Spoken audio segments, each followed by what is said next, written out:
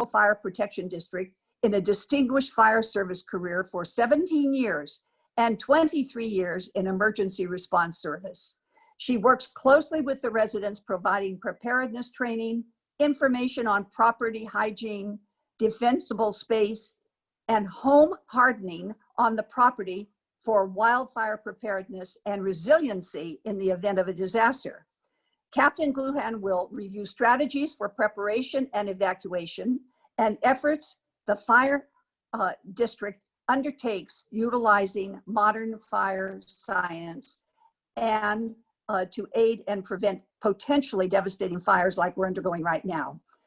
And that she will have her program will last about 20 minutes. And thereafter, then we'll go through the questions and answers. Hopefully you all are connected now and understand what the scope of the program will be today. This is our September meeting. Audience will be then asked to submit your questions using the Zoom chat button, and questions will be taken at the conclusion, I'll just reiterate that, of the presentations. Again, thank you all very much for attending our September Los Altos Hills Club program. We are endeavoring to continue to provide programs via Zoom, and our next program will be in November. But enough said. Today, Terry, Commissioner Kearny, the program is yours. Thank you. Thank you, Duffy, for those kind words, and thanks everyone for joining us today. Let me press some buttons and see if I can't share my screen. Okay. Take your time. Is that, people see that? There we go. You're gonna get a trip backwards through some of these slides. All right. Okay, so as Duffy said, my presentation relates to my perspective from having been at the campfire with Mari, my wife, who I think is online, for 3 months, over the course of 3 months. So we were there for 10 days in November with the Sheriff's Office Search and Rescue Team, as Duffy said, looking for remains of people who didn't make it out of the fire. And then we came back for a couple of weeks and returned over Christmas and New Year for a 14-day stint with the Red Cross at the shelters in Chico to see if we couldn't help people who had made it out. Let me see. Okay. So I want to make a disclaimer right up front. While I am a volunteer with the Sheriff's Office, a Red Cross volunteer, and a commissioner for the fire district, what I'm saying today does not represent the views of any of those entities. And neither is this an authoritative disposition of how the fire occurred and the agency's responses to the fire or to the recovery that people are still making good on, 2 years on. This is again based just on my deployment and with my spouse for these agencies. Sorry that I should say at the outset there, you'll see a lot of acronyms because there'd just be too many words on the screen to write it all out. This is SCCSSAR is Santa Clara County Sheriff Search and Rescue, and the ARC is American Red Cross, specifically the Silicon Valley chapter. So why are we talking about the campfire? It seems, right, there are some very current fires burning, in our vicinity that are epic in proportion. But the purpose, in my view, the importance of the campfire is hopefully to focus us on what can happen when towns don't adequately evacuate. And you're going to hear a lot of what can be done to prepare to evacuate by Captain Gluhan, whose presentation will follow mine. Another thing that I think the principal thing that people probably aren't aware of is how the 85 people who did perish were found. You go to Wikipedia, you can find on a day-by-day basis how many remains were found, but there's no mention, as I checked it out this morning, there's no mention of search and rescue. So I want to explain to you guys who search and rescue are. We're all volunteers, and how we were deployed to assist the recovery efforts. Just to reset the stage for the campfire, because I know we have a lot of images of the lightning fire complexes in our heads right now. This is an image acquired by Landsat at 10:45 in the morning on November 7th, 2018. And this shows the fire after about 4 or 5 hours. This fire is covering about 5,000 to 10,000 acres at this point. So literally in several hours, it had burned over 5,000 acres. Started up in the upper right-hand corner and burned through the town of Magalia and through the town of Paradise. The fire was moving extraordinarily fast, driven by winds, dry winds out of the mountains, Diablo winds in our parlance. The fire was moving at something like a football field every few seconds. So being driven by these high wind, the embers were being driven out in advance of the fire front by these extraordinary winds. So the people of Paradise had precious little warning. As you can see, I'll switch back. So remember, this is 10:45. This is what it looks like from orbit.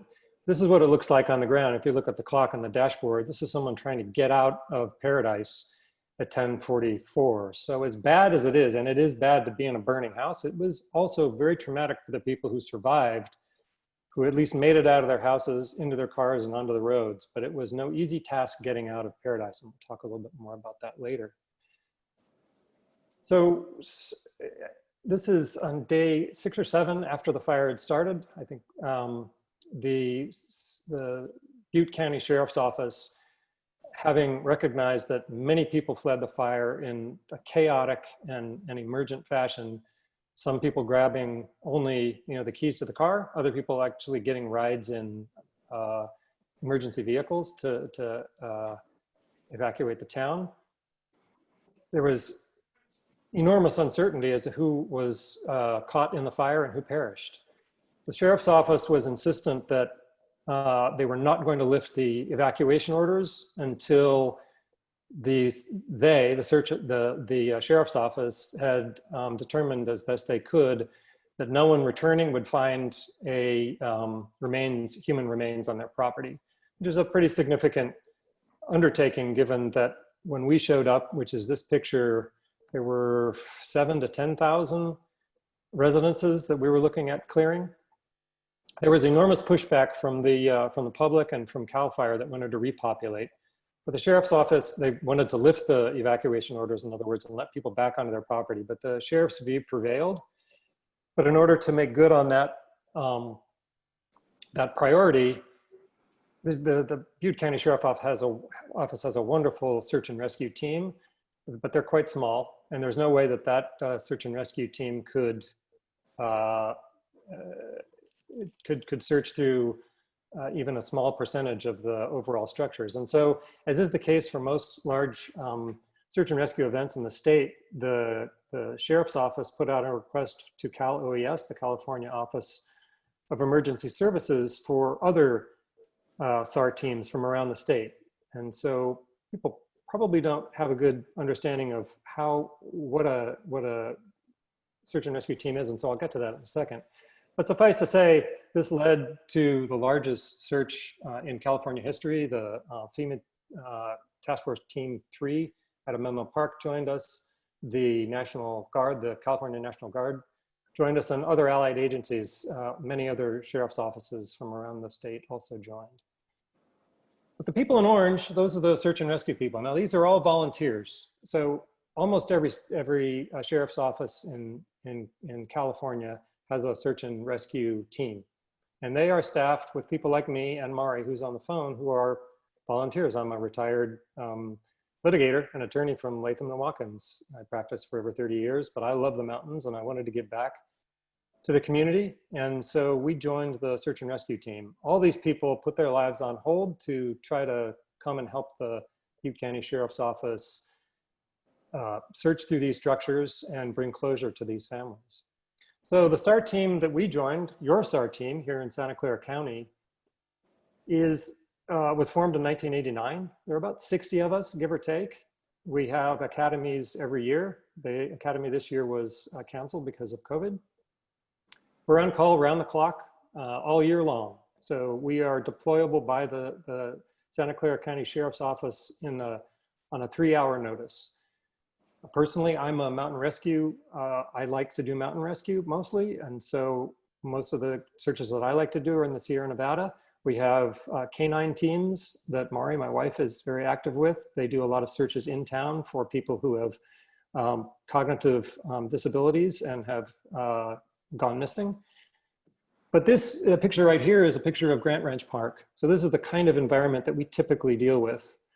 So our environment typically is, we're called on to operate in this environment when someone gets lost in a park and they leave their car and their family calls the sheriff's office and the sheriff's office deploys us. So this is us back in November. You can see Mount Hamilton under a nice blanket of snow in November.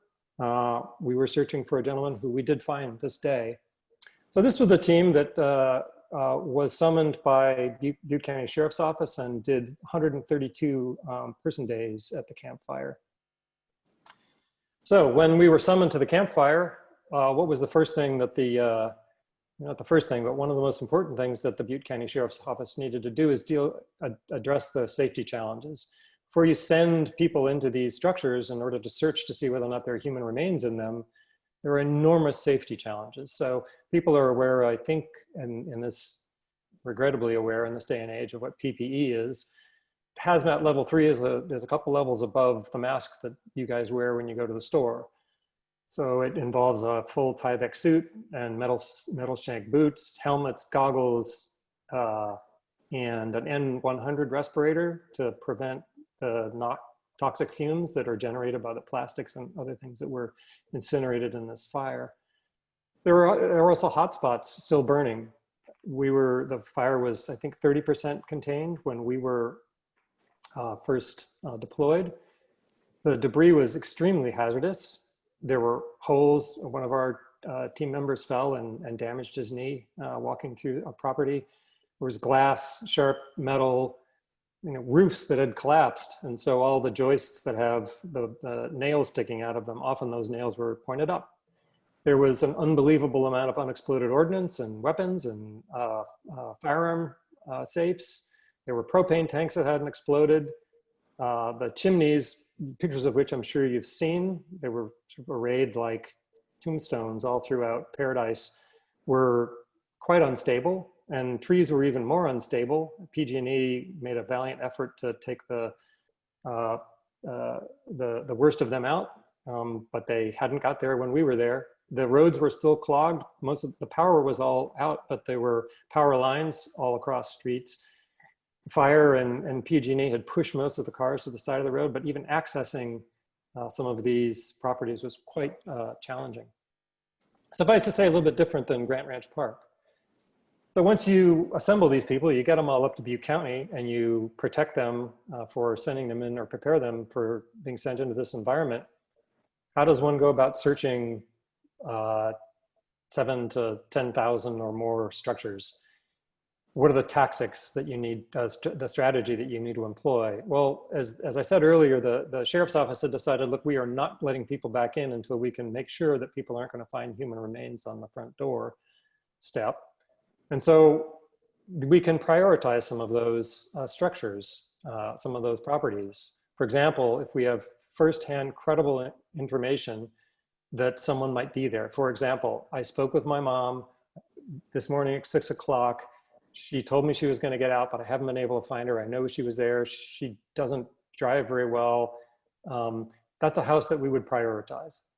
In addition, as fire assets were making their rounds through the Paradise and the surrounding towns, they would mark out properties for ADA ramps or unusual number of parked cars that looks like no one left this property, or the assisted living homes or the RV parks, which are quite dangerous in fires like this. Once you get to a prioritized structure, how do you go about searching it?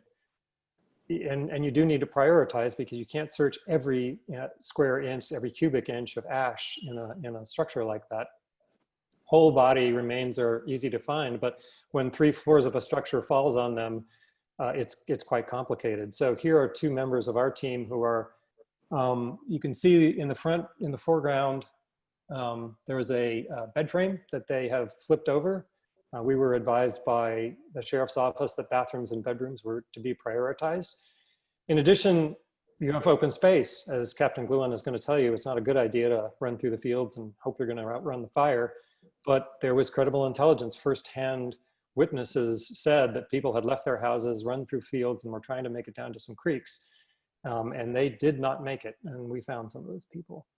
So in addition to summoning all the people on a moment's notice and protecting them and trying to figure out what the strategy is, you have extraordinary logistical challenges.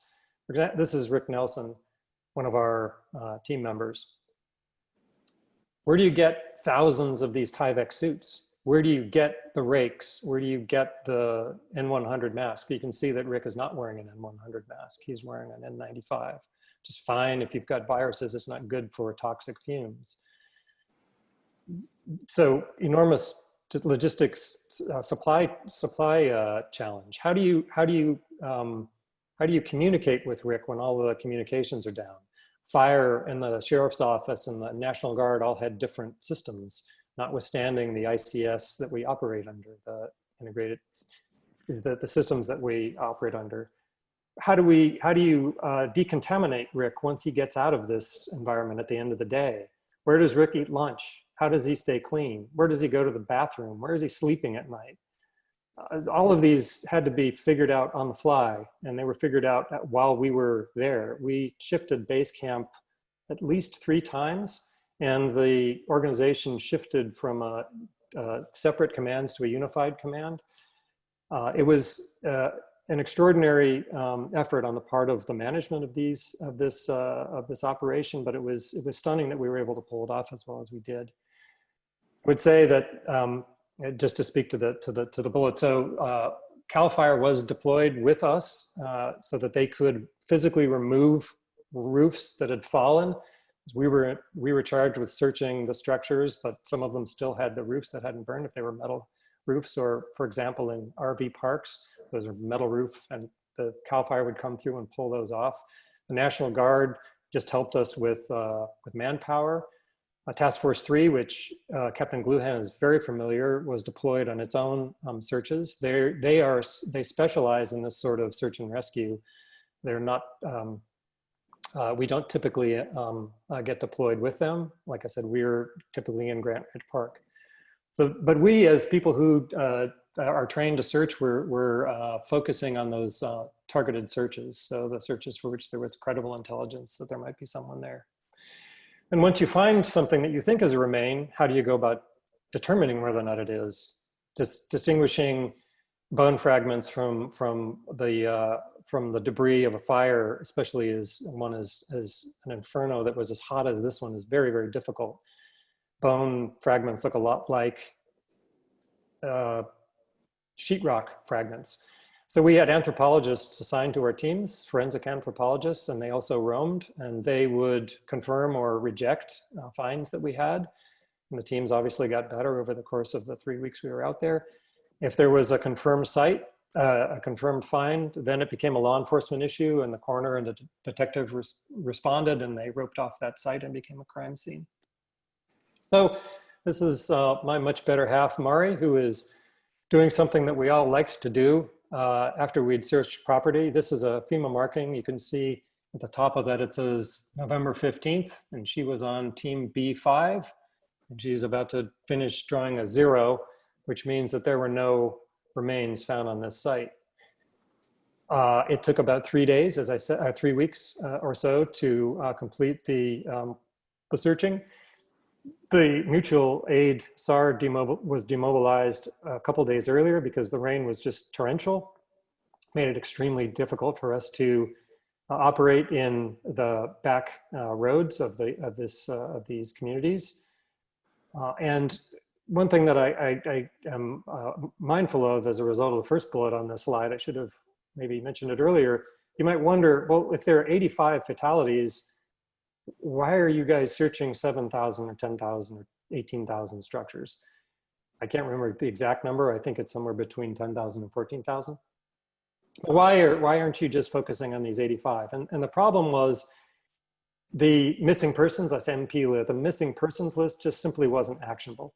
And it wasn't because it was a bad list. It was because the sheriff's office just did not have time to properly address all of the names on the list. For example, someone who's would call the sheriff office, the Butte County Sheriff's Office, and say, "Hey, my college roommate moved to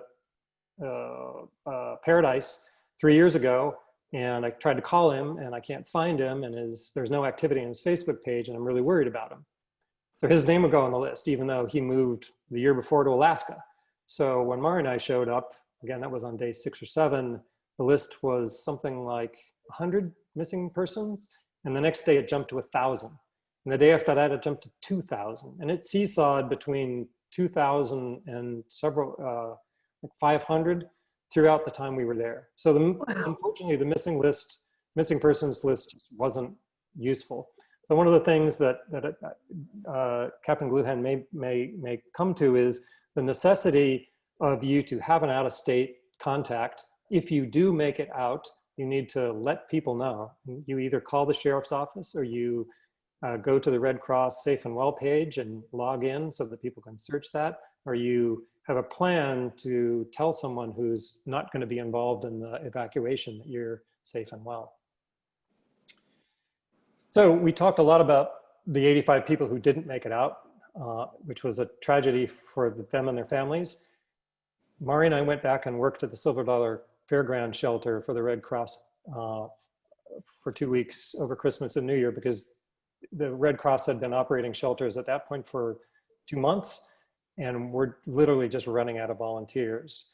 So I want to focus just for a second. I don't imagine the people on the phone have necessarily been sheltered at a Red Cross shelter or been to one, but in an evacuation, most people have prepared. Most people have friends or family, and when they make it out, they go to those locations, or they have the wherewithal, the means to arrange for lodging at a hotel or something. But there is a significant percentage of the population that does not have those resources. And so they wind up in the shelters. I should say also that a fire that moves this fast and is forcing people to evacuate before they have their phone, before they have their wallet, before maybe even they can get the keys to their car, they run out the door. Those people aren't going to necessarily get to friends and family or a hotel anytime soon. And so we were there almost 2 months later, and the shelter was still pretty full of people who were trying to stand up and get their lives in order. So the subject matter of Captain Gluhan's presentation is very, very important, even to those who think that that it can't happen to them. It can. I should also say, responding to the final bullet, I've been deployed over the last couple of weeks to both the LNU and the CZU lightning complex fires. So the Red Cross and Solano County, Sonoma County, and Santa Cruz County all have congregate shelters like this. And you should have some confidence that this is, while the COVID has complicated things dramatically, the Red Cross and counties have been working on this diligently since March. No one was surprised that this would be an issue, that you can't just have congregate shelters, by which I mean to say school gymnasia with lots of cots jammed into it. So we have been working very diligently to organize a response, and we can get into that in the question and answers if you're interested. So finally, just a couple slides on Paradise's evacuation plan. So this is a map of Paradise with the 3 main routes in and out of the town. So out is down, that's towards Chico. People who live in this part of the county consider themselves to live up on the hill, and they do. The fire came generally from the left, from the right towards the left. The Paradise had a plan. They had practiced that plan, the evacuation plan. And these are people who live in the Sierra foothills, so they're no stranger to fires. All that notwithstanding, there were 85 people who perished, and there were a lot of people in the Red Cross shelters who need a lot more help than they otherwise would have. So as you remember from the first slide, when we were looking at the Landsat image, the fire started at 6:30. So within an hour, the first evacuation order went out. That's pretty good, so someone first saw smoke, then they called fire, and fire had to get a rig up there, and then they had to make an estimate of how fast that fire is moving. So, maybe an hour to the first evacuation order, that's not bad. So they had planned on a series of evacuation orders because they knew that their roads, although they are bigger than the roads that we have in Los Altos Hills, they knew that they could not get the entire population out en masse all at once. So they first, fires moving from right to left, they first evacuated Pence Road, which had, you know, in 2013, about 5,000 people. Half hour later, they said this fire is out of control. Like I said, those embers are being blown by 90-mile-an-hour winds.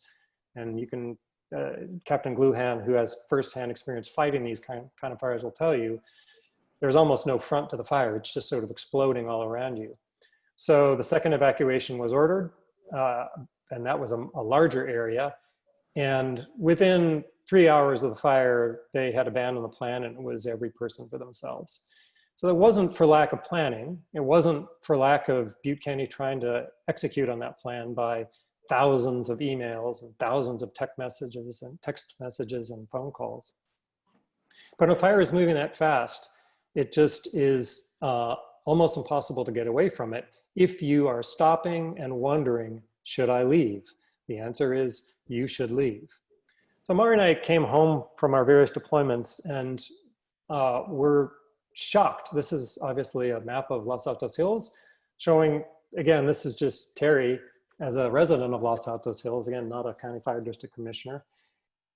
I look, and in fact, I should say, my experience at the campfire, both for the Red Cross and for the sheriff's office, was in large part the reason why I wanted to put my hat in the ring to be considered to join Duffy and Captain Gluhan on County Fire District Commission. And that was a couple of years ago now. So these roads, very twisty, very, very convoluted, very narrow, a lot of fuel. It worries me dramatically every time we drive through our town. We look at houses and think, wow, you know, those people just are not adequately defended. And the county fire district is obsessive about getting people, even including in this COVID environment, getting people to defend their property and to prepare to evacuate. And I won't say more on that because I know that Captain Gluhan will. And that's not to overstate. I don't mean to suggest that Los Altos is like paradise. There are significant differences, right? We're in a coastal range and they're the Sierra foothills. So that's a conifers, right? Big, tall pine trees, and they involve very specific kinds of fires. We don't frequently get 90-mile-an-hour winds, but anyone who was up when the winds were blowing when that lightning storm came through knows they get to 60 for sure. Our town is smaller. Our town is less dense. So ostensibly we have fewer people to push onto our roads to get them out of town, but our roads are nowhere near as robust as theirs. We have fewer red flag days. And again, Captain Gluhan can explain what that means. And we have great mutual aid. That's what MA stands for, mutual aid assets. So I don't know if you've been by the El Monte Firehouse, but our firefighters are just the best, and they have great relationships with CAL FIRE and the surrounding communities and the fire departments in the area. In addition, they're deployed regularly throughout the state. A couple of our teams were sent down to the Apple Fire. I'm quite sure that there our assets are deployed to the fires that are around us, and they do that as I understand it, specifically to gain experience and to help provide the sort of service that we retain them to provide. So, but anybody, those differences notwithstanding, anybody who thinks that it can't happen here has not been up to Skyline Boulevard and does not know people from Boulder Creek or Felton or Bonnie Doon. And I would just close with the words that if you're familiar with the creek fire that is absolutely rampaging through the Bass Lake area over in Madera. Right. What the Madera sheriff says every morning is exactly what you see written on the slide. Please do not wait for an order. If you do not feel safe, leave. And so with that, I'll turn it back to Duffy and to Captain Gluhan. Right. Thank you. Thank you very much, Terry. I have to say, it takes my breath away. This is the third time maybe that I've seen your presentation, and it absolutely rings true and home. And all of us should take what your words you expressed today and take them away with us tonight when we leave. Now for that, I'm going to turn over to Captain Denise Gluhan, who will describe what we're doing for making us safer in Los Altos Hills. So Denise, the program is now yours. Thank you. Great, thank you, Commissioner Price. Can I do a sound check? Can you hear me okay? Perfect. Okay, and can I ask John for a screen share? Good. Perfect, let me bring up my screen. And can you see my screen currently?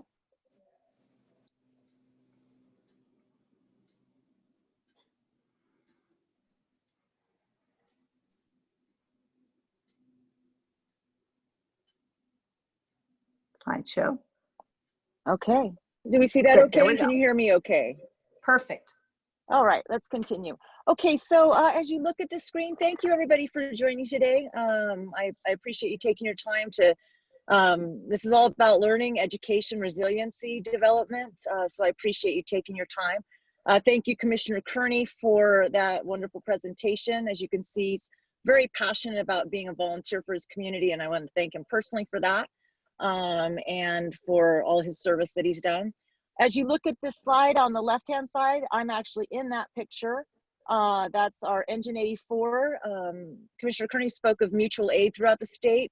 That was a Type 3 strike team, which is a 5-engine with supervisor, battalion chief, that went early midday to the Butte Fire up in Paradise. We were dispatched on, I believe it was November 5th, which was the first day of the fire.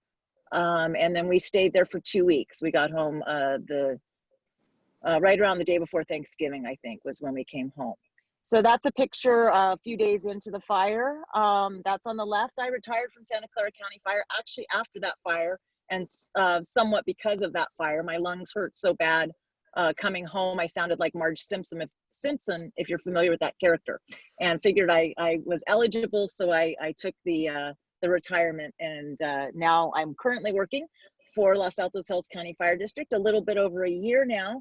That's me when we were in the non-distancing times of the Wine and Vines 2018. One of my major things is outreach, is to educate. This was more the traditional method we used to educate. Well, we did it in person versus the remote education that we're kind of doing now in this environment. So that's who I am, that's what I am, and then there's my email contact. You're welcome to email me if you have questions. I am going to go over a lot of information. I do talk quickly. I am going to do a little review of our website, which is listed there also. So if you'd like to follow along on the website later on to follow up on some of this, I won't cover everything in depth because there's just way too much information. As Commissioner Price had said, we had set this program invitation up, or the request, several months ago before the current environment.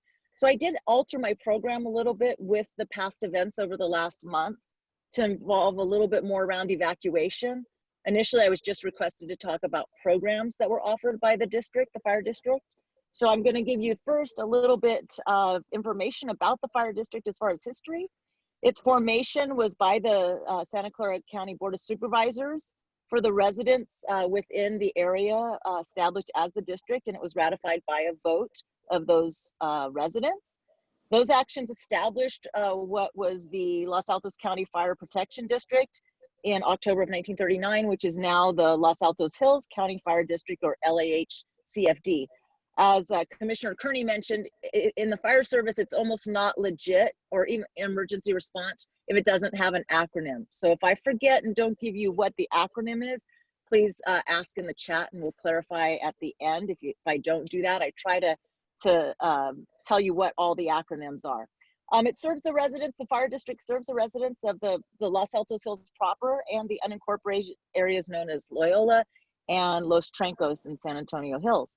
At the bottom there in blue is our mission statement, and real key points about this. If you look at this, I'm going to read it. The mission of the Los Altos Hills County Fire District is to protect the lives, property, and environment of our community from fires, disasters, and emergencies through education, prevention, and emergency response services. And that bottom line specifically is we're in that first bullet of education. If we educate and prevent, we tend to not have as many emergency responses. So the emergency response is kind of the last part of the equation of protection. So that's something that we want to have residents be able to be resilient themselves. So we want to do that through education and prevention. And that's what we're going to talk a little bit more today about. Okay, like I mentioned, I changed my slides up a little bit. I apologize for the quality of this slide. I actually borrowed it from another document since I changed it kind of last minute. But the key point that I want to start out with here is, are you prepared? Are you prepared? What does that mean? We don't want to be a source of ignition. So this last weekend, we had a very hot weekend.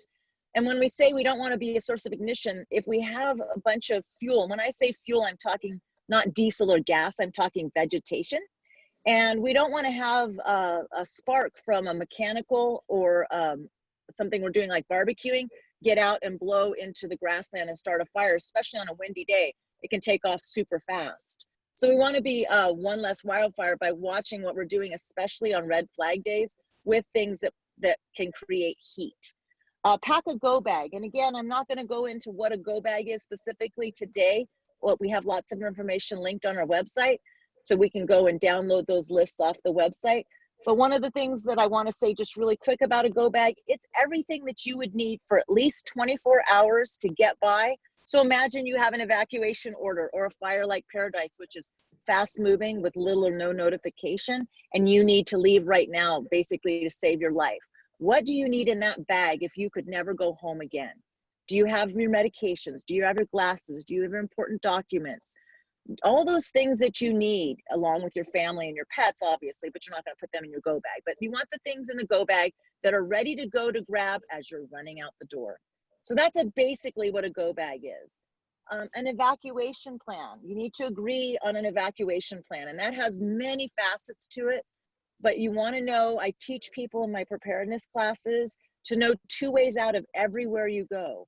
When you go to the grocery store, 90% of the people will leave the door they came in. And in an emergency, not even just an earthquake or natural disaster, we have, unfortunately, active shooter. If you only go out the way that everybody came in, that might make people targets. So looking for that alternate exit in everything you do, including around your home. And then let's add to it, can you do it in the dark? Can you do it on an alternate route? Can you do it when you're scared? All that needs to be practiced. That evacuation plan needs to be shared with your family. Where will you meet? As Commissioner Kearny spoke, an out of area contact. Frequently what happens with phone lines, everybody, when there's an emergency or disaster, everybody gets on their phone and starts calling. That takes a lot of bandwidth. Texting's a little bit better. There is still dedicated lines. In the olden days with cell phones, we had roaming or out of the area. So when you have that roaming component, that's still in effect now with out of the area as long distance lines that are available to use. So those may be open. So if you have an established out of area contact that you can call up and check in with, and so can the members of your family, you might be able to get through on those lines still, but not on the ones dedicated for local calls. Those may come up with busy sounds. So again, that's something that we can talk to. I recommend obviously taking a class. This is usually, my preparedness class is over 3 hours long. So I'm obviously not going to hit all those key points.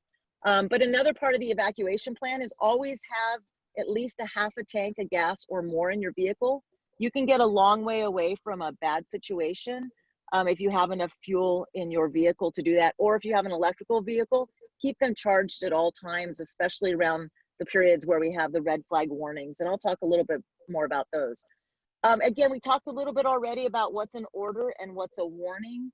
If it's an order, it's mandatory and you will not be able to go back. Okay, that's kind of the big difference between the two.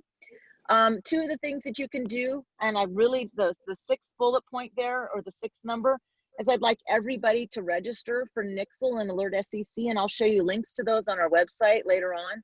But those are the emergency notifications for Santa Clara County, and NIXL is local for Los Altos Hills.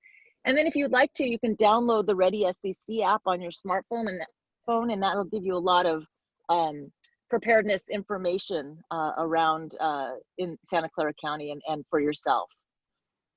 So what can you do right now too, as you're home, maybe having more time? If this is more of the items that you might do if there was an impending evacuation. So that's why I've put it in here. Again, this was focused more on the questions of what about evacuation. So you want to make sure that these items are done on around your home, that you've cleared off your deck, porches. You want to basically remove anything that's flammable that an ember can land and start a fire. You want to make sure those are all removed and away from your home so that we don't have embers getting close to the home and starting a fire. You might want to consider removing fence panels or arbors that directly connect into your house. Those are all what we call kind of a ladder to extend the fire to your house to start your fire. Definitely now you should be removing wood piles if you have wood burning stoves still or fireplaces in your home. You want to get those at least 30 feet away from the structures. Keep garbage cans, recycle bins closed at all times because again, an ember could land in those if the lids are open. One of the key things that people don't do is remove litter from their roof, gutters, or skylights. That's a really key place. You have a big open roof, the ember lands, rolls down into the gutter, finds a receptive fuel bed in all of the debris in the oh, come on, Denise, the gutter, thank you. And it finds that receptive fuel bed and starts a fire. You can also, if you have time, attach your garden hose and leave out ladders. That would actually be for firefighters' use. We're going to talk about defensible space, but this way they can get up and do some of these activities around your house or utilize your hoses if there's still water pressure when they're at your home defending your home. Again, these are all if you're safe. Leaving and life safety is the first priority. So grabbing that go bag and going if things are imminent and dangerous, leave. As Commissioner Kearny mentioned with the Madera Sheriff's tweet, if you don't feel safe, leave. And that's always the message. With that, let's talk about what you should do to prepare yourself.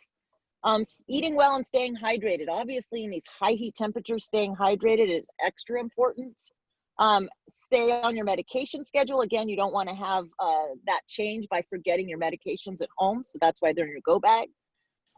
First responders, do use all their responses to take care of things. We want to do what we can do so we don't have to, to take care of the needs of the community. We want to do what we can to stay healthy so that we don't need to use those additional services because they are both the medical response and the fire response. So we want to try to lessen that effect on the services when we have a lot going on in our county. If you actually have to leave your home in an evacuation, even if the temperatures are high, do that in a long sleeve shirt with long pants and closed-toed shoes. Even though it's hot outside, you want to be able to protect your body from the possibility of embers. Commissioner Kearny showed you that picture of the person evacuating from Paradise, and those embers and those winds are blowing all around. You want to have a head covering and you want to have a mask. Usually a mask would be hard, but now with the COVID environment, everybody will have a mask probably available to them. That would have been something not readily available to most people. Remember, those embers are hot. If you have pets, know that something's going on. They smell the smoke. They feel your uneasiness. So keep them close and ready. Get their collars and harnesses and things ready in case you do have to evacuate so they don't leave when you're trying to leave. Okay, so that's kind of the end of what I added in additionally around evacuation. And I know I'm giving you a lot of information, but I want to kind of go into what I originally was asked to speak on and what types of programs and opportunities are available through the Los Altos County Fire District. So this is a chart that we have developed recently and been expanding for our strategic planning, which is we're currently involved in, and those links are on our website if you're interested in that. But it kind of divides what we're doing into some, at the bottom, I'm not going to focus on that, but that's kind of our staff and the areas that we've identified as needs to be filled. But then if you look at the chart and it kind of goes to the left and the right, I'm going to speak to the side on the right first, and then I'll follow up with the section on the left. This is in a smaller version or larger version of that. And this is kind of what we have going on in what we call our Integrated Hazardous Fuel Reduction Program. The components of that. And I'm going to start off first with one of the things that we have available to you that's new since we got in a collaboration with the Santa Clara County Fire Safe Council, which is a nonprofit here in the Valley for 15 years. And their primary focus is to prepare communities for wildfire. And they offer what's called a home ignition zone inspection. And those are experts that come around and will do a property survey of your property and write a very nice report around property hygiene and defensible space and home hardening, things that you can do to have a better profile in the event of a wildfire. We collaborate with Fire Safe Councils. That is free of charge to the residents of Los Altos Hills, and I will show you that link later on when I go through the website. Currently, we have a very robust chipping program that's utilized. You have an opportunity twice a year to utilize that. We have the monthly yard waste drop off. Annually, we bring in goats for grazing, mostly in burn preserve. And then we're focusing more on what we can do in neighborhoods and residentially to improve the vegetation and management of those areas. And then I'll talk, this is basically on this left side is what we do as an individual resident. But this is kind of a community concept that we're working on, and it's a FireWise community. And I'm just going to break really quick to discuss in this FireWise community effort, we are planning an evacuation, an actual drill. It's been going on since the beginning of the year in the planning stages, but we're working on improving the ability for residents to evacuate. So we want to do a real-time evacuation. And I saw that we have Martha Bowden on also. She's one of the residents in the Saddle Mountain area on our call today. We're doing in her neighborhood an evacuation drill this Sunday, the 13th at about 10 a.m., where we're going to send out an alert and have those residents who have already had a presentation, a wildfire evacuation workshop presentation we had a couple of months ago. And we're going to go ahead and do an actual evacuation with as quickly as possible to meet at Prisma Park, check in, and then go back and have a Zoom meeting to talk about it. My hope is eventually to take that Saddle Mountain area and move them into a FireWise community. That's a NFPA, National Fire Protection Agency, recognized national program of making residential communities more fire safe for wildfires. But again, I have more information I'll show you on the website. So that left side there is all about the residential components. This right side is what we're doing in the community. We've started on phase 1, has been completed of what's called a shaded fuel break. And what a shaded fuel break is, not like the nudification complete fuel break where it's down to dirt, but it's making the, in this case, evacuation routes that we see as key roads more tenable in case of evacuation, or in cases of a small incipient fire like a car fire. We're removing the vegetation, but yet keeping the land still looking more like a park where you see tree trunks. And what we're doing is removing the fuels. And when we talk about those fuels, there's horizontal and vertical fuels. So we're talking first about horizontally removing the total amount of brush or trees or grasses that are in the area. So if you think of that horizontally, just breaking up the spacing of that. And then we remove the vertical fuel in the latter component. So the grass maybe starts the fire, which goes to the brush and then extends to the tree and then makes a bigger fire. So in the shaded fuel break, we're removing a lot of that, usually about 30 feet from the road, to hopefully two goals of an incipient fire being extinguished sooner, and then in the possibility of evacuation, having clearer open routes for the residents to evacuate in the event of a fire. So that kind of discusses that portion. Again, I've already mentioned most of these things in at least this first section of what we have available under the Integrated Hazardous Fuel Reduction Programs. The next part I want to talk a little bit about is capital improvement programs. So some of the things that the district is doing, we own the fire hydrants in Los Altos Hills. We've worked to replace those, so you have nice new fire hydrants all throughout the district. We're in close collaborations with the water purveyors that we have, Prisma Hills Water District and California Water Service, and we own the hydrants, but they keep the infrastructure, they own the infrastructure under the ground, so the supply lines. And in the case of water, they really don't need a very large supply line to provide residential water, but they do need larger piping to supply hydrants so that we have enough fire flow. If we do have a big event, we have to use multiple hydrants simultaneously. We need to make sure that there's enough volume of water in storage and volume that can go in the pipes to provide that water supply. So that's something that we work with the water districts to make sure that we have that available. We also have the collaborations with Santa Clara County Fire Department in the emergency response and in training.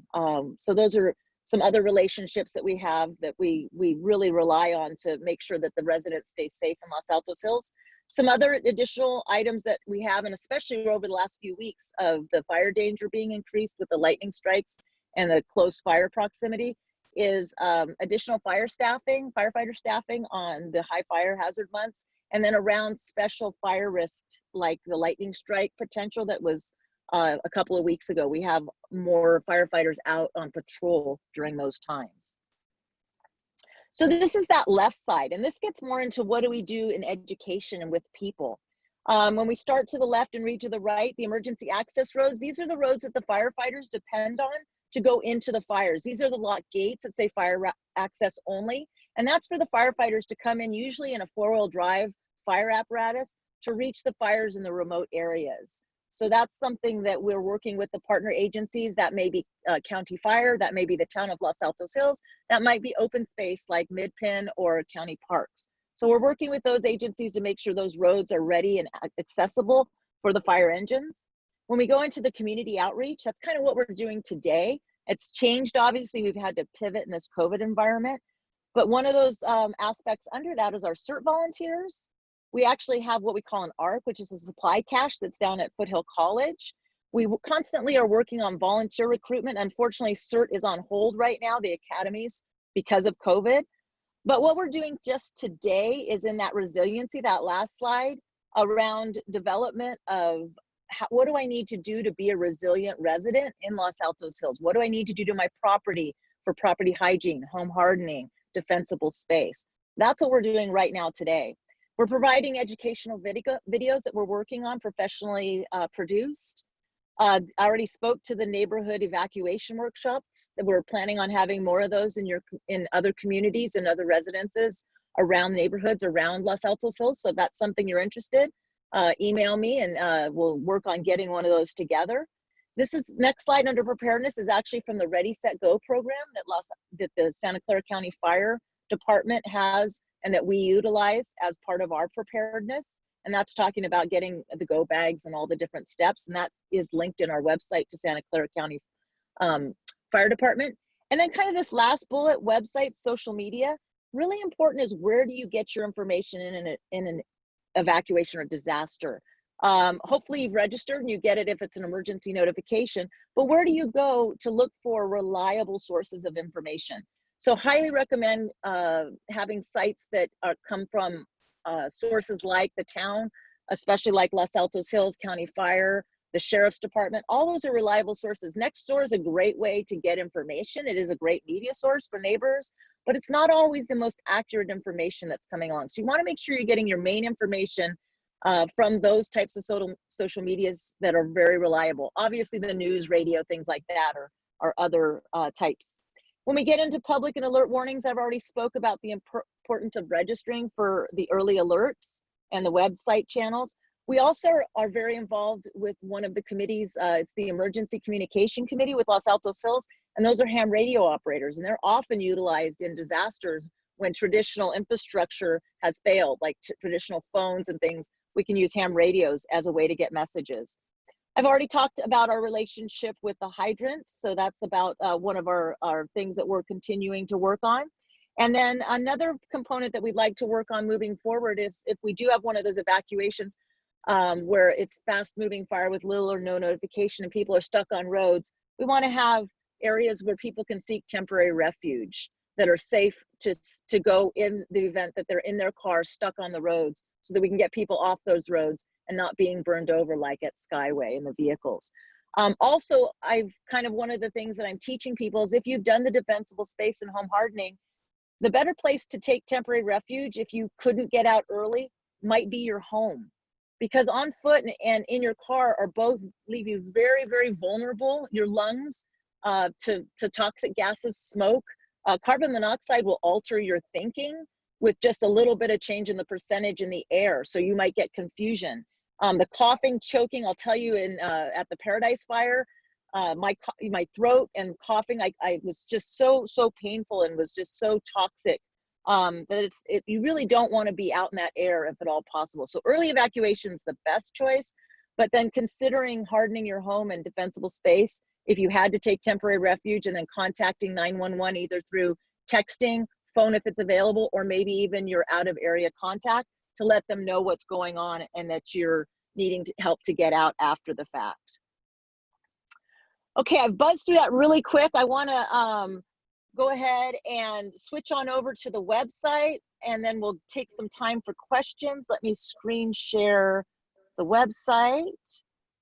let's see, stop sharing that one and start sharing this one. Technical things are my my big scary point here. So let's see, can you see my website now? Good. Awesome. Very good. Okay. Uh-huh. So we have a really great updates that have been going on to our website. Sarah Hendricks, which is one of our consultants, has updated a lot of information. So if you've never been to our website, please, if nothing else, do the register for the Nixle and Alert SEC and go check our website out.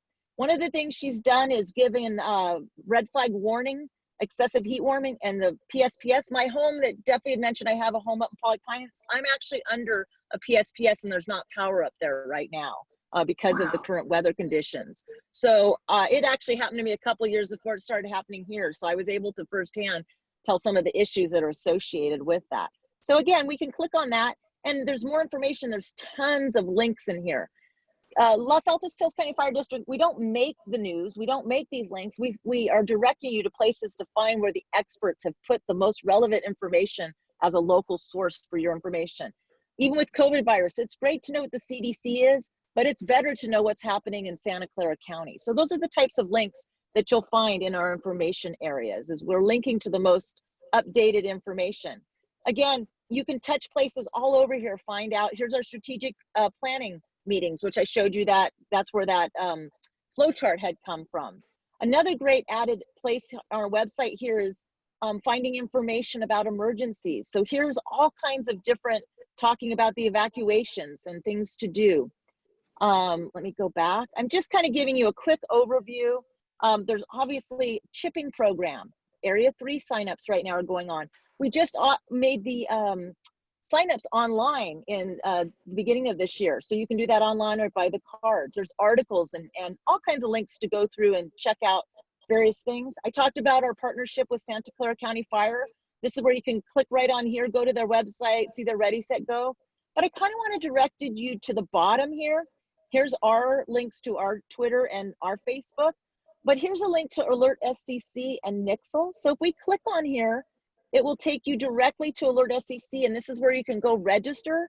And then same thing with the Nixle one, it'll take you there. I recommend registering for both. They do talk to each other. So if you're registered on one, you'll get information from the other. But it's good to go into the Alert SCC and really personalize it to your needs and your zip codes that you'd like to follow. I mentioned Fire Safe Council. Let me just show you a couple of things with Fire Safe Council. I talked about the home ignition zone inspection. So if you click on that link and you click to home ignition zone inspection, it'll take you right to here. And then you can register for that home ignition zone inspection. That's simple. Fill it in. Any special information, please put that in there. If you have a gate, needs to be locked or needs to be opened, anything like that, please fill this out. I will ask you to be patient. This was a little bit impacted, the whole process of getting these done by COVID. So they are still a little bit behind because we have had such an interest in having these home inspections done. Another place I want to show you on Fire Safe Council, this is that nonprofit that we're interfacing, and you can read all about the Fire Safe Council here. But I wanted to show you about Shelter and Yard. This is a cool little place that you can go. They started this when COVID started, the Fire Safe Council did. And it has cool little tasks and tips for things that you can do around your yard. So here's one that talks about removing dry vegetation. So it talks what things that you can go out and do in your yard. So again, if you're home looking for projects, if you have the HIZ done, they're going to give you recommendations just like this with the HIZ. And I think I'll go back to the website, and I think to allow for the 20 minutes that I've probably gone over, I'd like to go ahead and let us go to questions and answers if we'd like to. Great. So do we have any questions that have been sent in to the host? Let me see if I see anything on chat.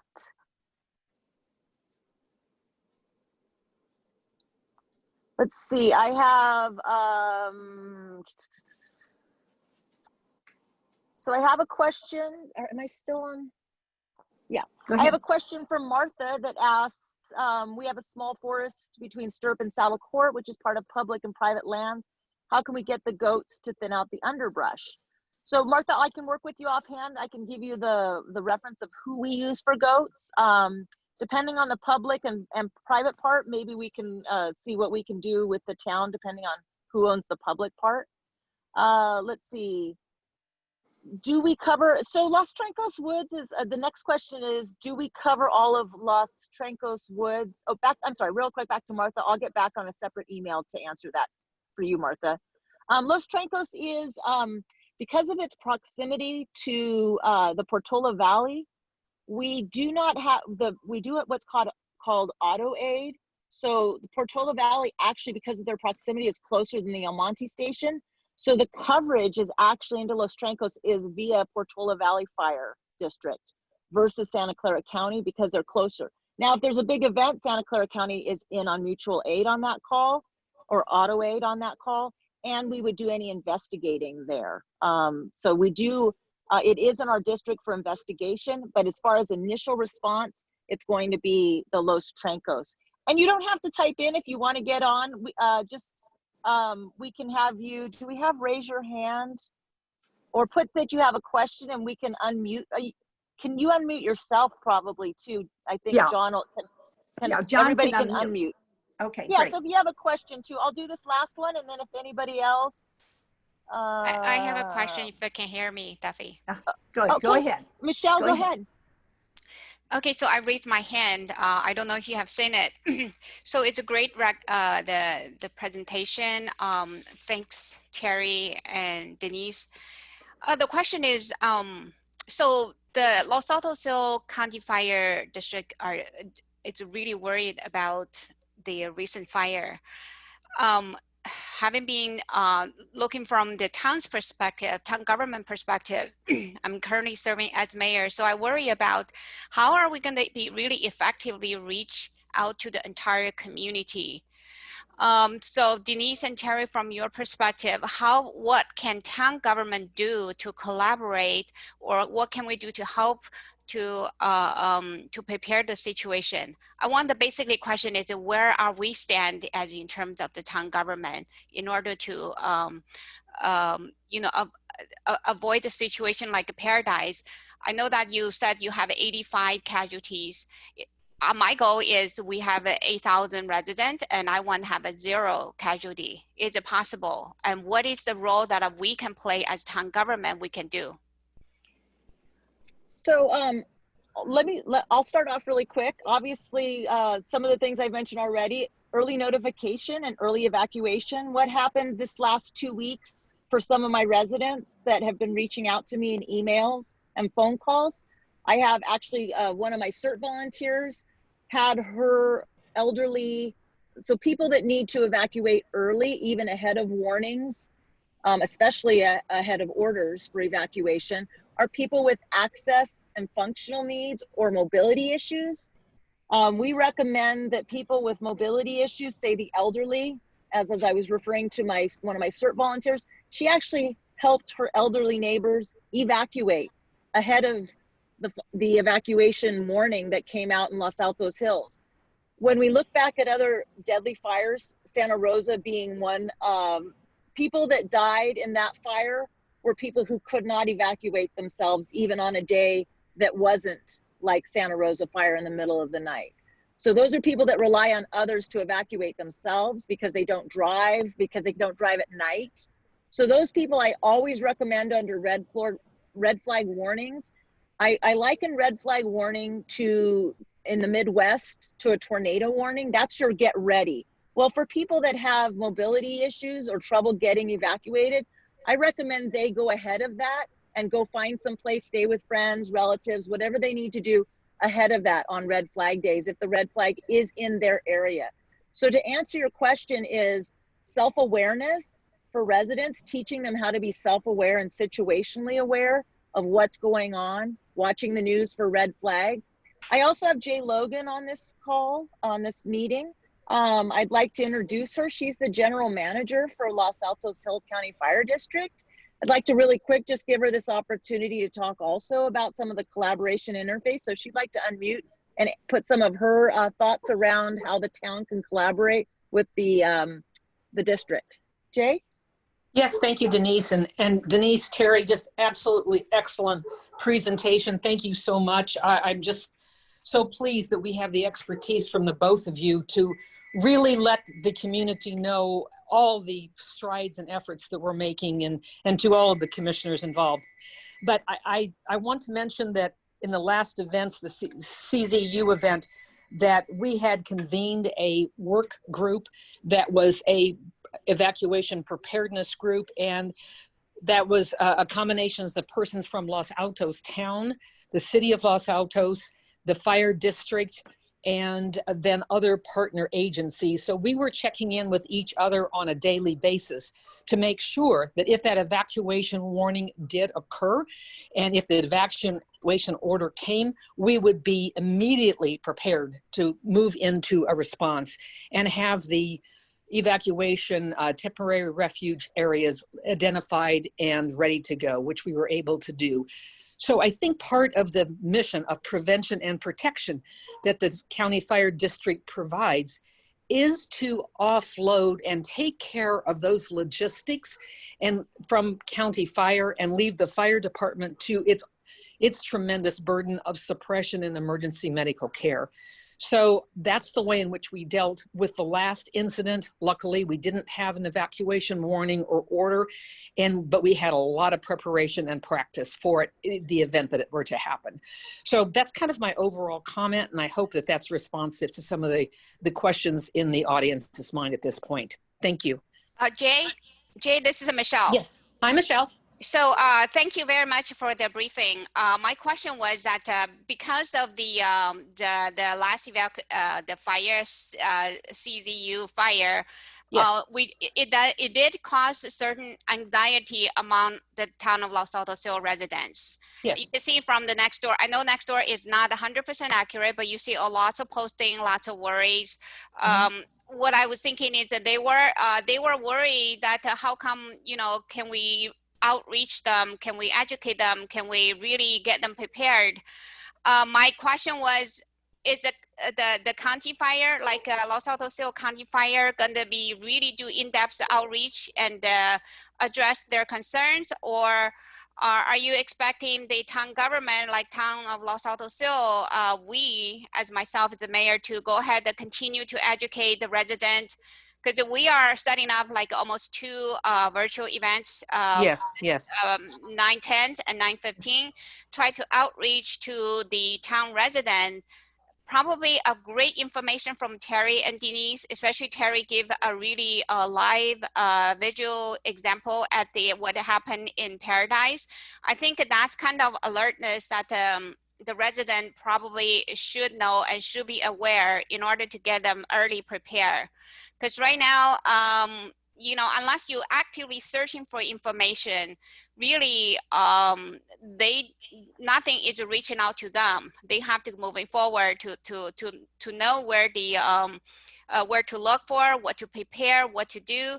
And I think the next door basically address some of the anxiety. And I like to see Jay, if you don't mind, like what is your expectation of the collaboration of the town of Los Altos can do, and what how can you reach the more community residents and get them more prepared, and hopefully that we have 0 casualty. Of course, that's a very, very high goal, but that's what my concern is. This is Duffy speaking. May I just interrupt 1 second with a comment?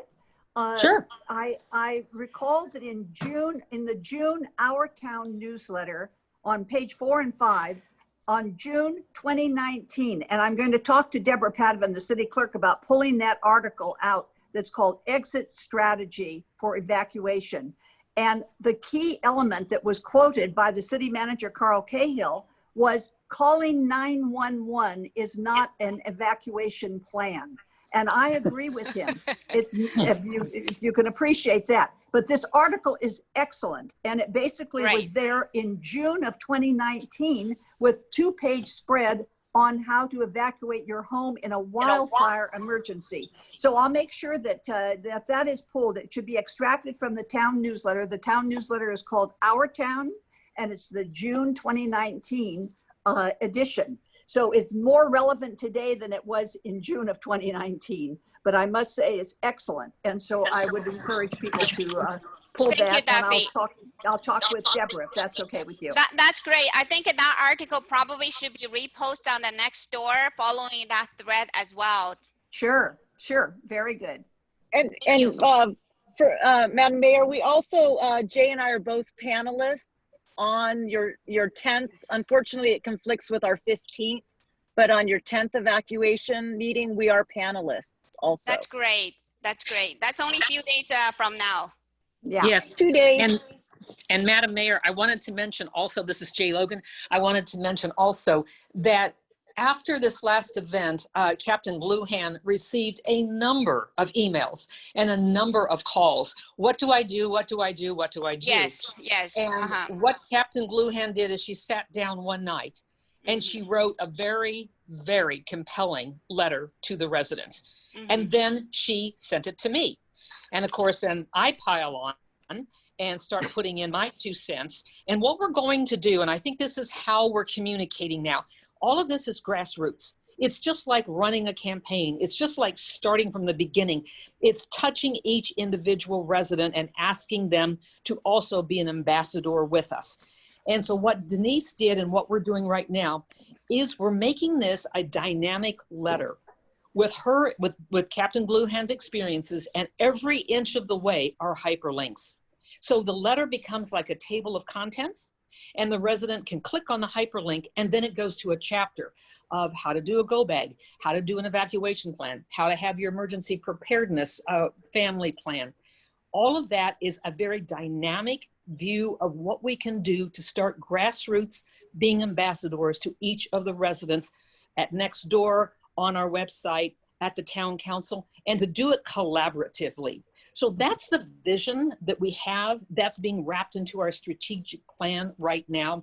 That's what I'm talking to the town, the city manager about, and certainly the city council. Anything that we can do, it's collaborate, and remember, it's grassroots.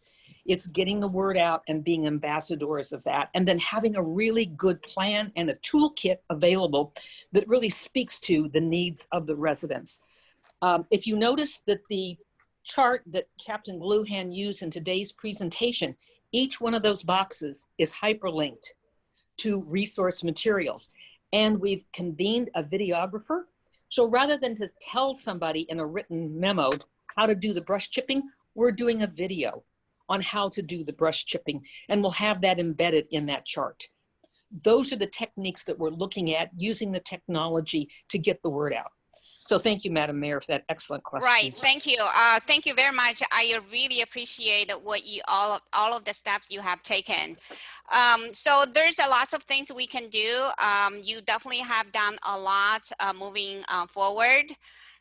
Just some example, a little bit more proactive is besides digital and searching for information, is it possible, here just an idea, please don't take it as a final, just drop ideas like, can we establish a hotline, like a 1-800 hotline? Or can we do something like one resident at the time? I mean, we are a small community, we talk to residents, on the phone. Now we have a COVID-19. We talk to them on the phone, talk to them the video, and walk through their house, do one-on-one if they need to. Address each resident's personal concerns.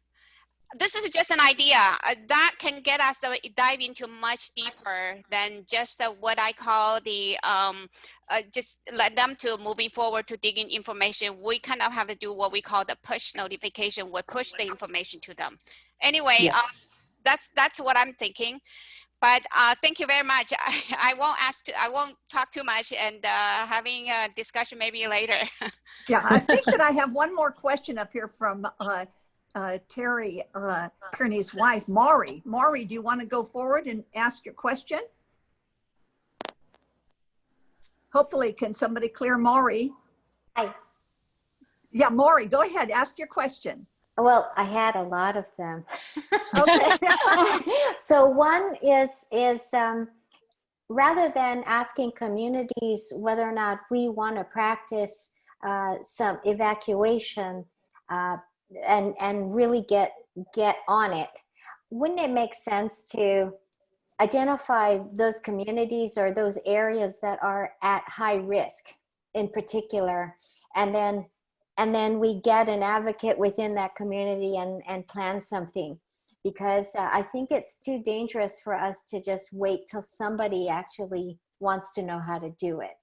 Yeah. So Maury, that's second, kind of, let me answer that one first. That's for the FireWise community. And the only way we really got traction was starting with the evacuation drill. So we could at least get kind of that first, that first pancake on the pan, so that we can get some pictures, some information, some people. I can tell you, if we brought Martha on right now, and she would probably say she is a little bit more prepared than she was before with what she's done. And then we're hoping to expand that into the FireWise community. Our goal was to have 4 FireWise communities established this year. So that can encompass up to 40 homes in the Saddle Mountain area. So the hope is that when we do that in itself is the tenets of becoming that will make those communities individually be more resilient and more prepared. And that is proactive. That's all done on their part, but they need to have the organization and be able to reach out to me and say, I know who my neighbors are. I have my neighbors' phone numbers, because I don't have that ability. And that's where we started with the evacuation, to just start to get some information and some exposure to the problem. So the only reason I'm suggesting this is because every time we have these kinds of discussions, I'm actually speaking to Michelle about this, because the question of knowing who's in your community and who you're going to try to evacuate out of there, knowing who needs help. Yeah. It would be helpful for us to really sort of follow the lead of what Los Altos does with the bat. I'm sorry. What's happening? Oh, There's multiple bandwidth here. so my suggestion is to sort of use the Los Altos plan, where they have the bats, those individual community groups that actually know more about the particular community they're in.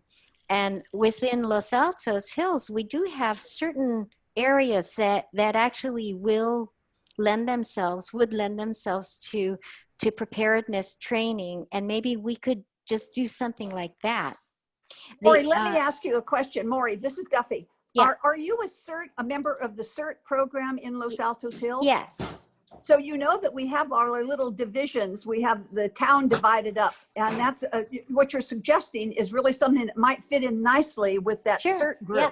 So definitely that's already kind of pre-exists, and maybe we can build on that. Would be a great idea. On it. It would be because let me just say, in 10 years ago, I was involved in a discussion about trying to identify the people that are handicapped within our community. Yeah. In other words, our neighbors. Okay, yes. I think that's very important that we have some sort of an assessment as to who's going to need help and what are their restrictions. Yes. Whether you know what I'm saying. So I think that we need to build on that. I absolutely agree. With you. I agree. We talk about it a lot, but we really need to act on it. Yes, I agree.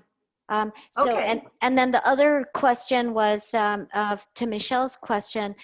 Terry and I went around as part of CERT, I believe it was, or ECC, but we went around and looked at all the cell towers. And every single one of them has a lot of fuel around it. So whose responsibility is that to clear? Because we will not be able to. At the campfire, the cell towers went down immediately. Sure. So, and by fuel, you mean vegetation. Vegetation. Right? Yes. All around them. It was just terrible. Well, we should look at that. Maury, definitely send me an email on that. I will follow up, whether it's town or the county fire or the cell tower vendor, that need to be done, need to be cleared. Right. Please send me an email. I'll definitely follow up and find out who is responsible to clear them up. Excellent. They do need to be done. Right. Okay, ladies, we're going to have to terminate this program, as we could talk for another hour, I'm sure. And maybe this is just the beginning. but I want to thank you, first of all, to Commissioner Kearny and to Captain Gluhan. You were fantastic in every dimension today, bringing forward this information. And I'm sure that I'll be hearing more from our colleagues, both from the newcomers group that joined us and from the Los Altos Hills Club. In particular, I wanted to mention one thing. One of our Los Altos Hills Club members, Marge Shively, had sent out in the middle of all the last go around with wildfires, she sent out a emergency evacuation items to gather, and it was broken down if you only have 15 minutes, 30 minutes, or an hour or 2 hours. And we sent that, we distributed it to all of the members, over 70 members of our club. And I received lots of responses back by everyone being so excited by getting that, because that's something they never saw before. So I think I will share that definitely with Denise, so she'll have it available. And maybe I already did, I'm not sure. But I want to thank you all again. And just to leave you with this final word, that the Los Altos Hills County Fire District will remain responsive to the unique local needs of our community, while at the same time providing world-class services to the community of Los Altos Hills and the unincorporated area, no matter what. So just know that there's a lot going on right now. We're all working, every commissioner is working on this whole entire project, and we will keep our continuity for our services for the district in hand and benefiting from all the changes that are going to be taking place. So just stick with us, ladies and gentlemen. And again, thank you very, very much for participating today. We're going to ring off now. Thank you. Thank you. Thank you. Thank you. Ciao, Thanks ciao. all. Thank you, Linda. Be safe. Yeah, okay. Be safe. Thank you. Thank you, Duffy. Thank you, everyone, for your time. Oh, thank you. Hey, Denise, great. Terry, thank you. Great Duffy, question. there was a question from Linda about local control of the fire district. I just put in, if you want to leave the chat box open if she's still on, I just put up the link to the website that has the management audit. Oh, that I was surprised we didn't. Linda, are you still on? Oh, I'm afraid it's dead. Thank you. Okay. Denise, that's good. I'll respond to her. Okay. Yeah. Okay, looks yeah, like so- Linda signed off. Oh, we do have that recording from the management audit, all the different items about it in our website on the front page. It's perfect. Yeah, I'll Okay, refer so if her you to could send that to her. And then I sent you 2 Fire Safe Council sheets in your email this morning that you can forward out also. All right. It talks about embers and, you know, just they're things that I provided during the wildfire workshop. Perfect. So, and if anybody would like to reach out to me for